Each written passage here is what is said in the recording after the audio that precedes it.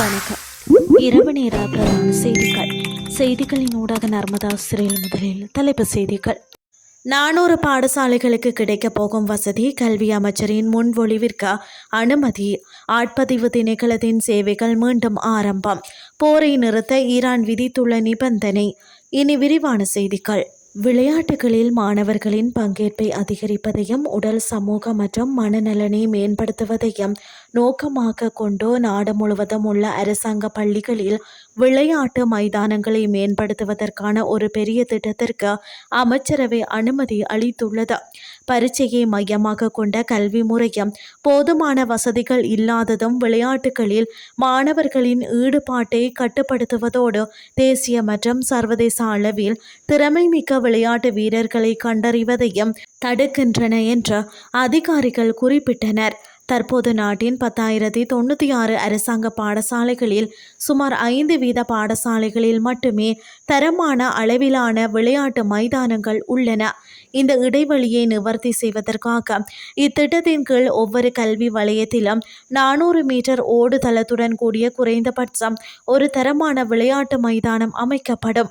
இத்திட்டத்தின் கீழ் 25 மாவட்டங்களில் ஒவ்வொன்றிலும் ஒரு தேசிய பள்ளி மற்றும் 3 மாகாண பள்ளிகள் மேம்படுத்தப்படும். இதன் மூலம் 4 ஆண்டுகளில் 400 பள்ளிகள் உள்ளடக்கப்படும். இந்த முன்னெடுப்பு 2026 ஆண்டு முதல் 2029 ஆண்டுக்குள் ரூபாய் 2010.50 மில்லியன் மதிப்பீட்டில் செயல்படுத்தப்படும். கல்வி அமைச்சர் என்ற தகுதியில் பிரதமர் கரணி அமரசூரியவால் முன்வைக்கப்பட்ட இந்த முன்மொழிவுக்கு அமைச்சரவை ஒப்புதல் அளித்துள்ளது.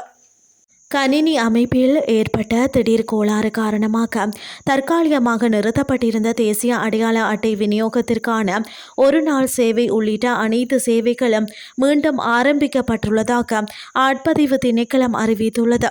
இதற்கமைய இன்று காலை 11 மணி முதல் மீண்டும் அனைத்து பொது சேவைகளும் ஆரம்பிக்கப்பட்டுள்ளன. நேற்று ஏற்பட்ட இந்த கணினி அமைப்பு கோளாறு காரணமாக இன்றைய தினம் பொது சேவைகளை பெற்றுக்கொள்ளும் நடவடிக்கைகளை தற்காலிகமாக நிறுத்தி வைக்க ஆட்பதிவு திணைக்களம் நடவடிக்கை எடுத்திருந்தது. இந்த நிலையில் இன்று காலை முதல் பெருமளவிலான மக்கள் திணைக்கள வளாகத்தில் குவிந்திருந்தமை குறிப்பிடத்தக்கது.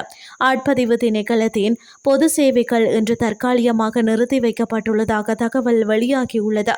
கணினி அமைப்பில் ஏற்பட்ட கோளாறு காரணமாக இந்த திணைக்களத்தின் சேவைகள் நிறுத்தப்பட்டுள்ளதாக அந்த திணைக்களம் வெளியிட்டுள்ள அறிக்கையில் தெரிவிக்கப்பட்டுள்ளது. இனி வெளிநாட்டு செய்திகள். தங்கள் மீதான அனைத்து தடைகளும் நீக்கப்படும் வரை போர் தொடரும் என்று ஈரான் திட்டவட்டமாக அறிவித்துள்ளது.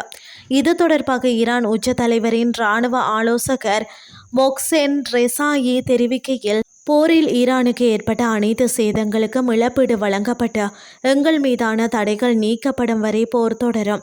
மேலும் ஈரானின் உள் விவகாரங்களில் அமெரிக்கா தலையிடாது என்பதற்கு சர்வதேச உத்தரவாதங்கள் வழங்கப்பட வேண்டும்.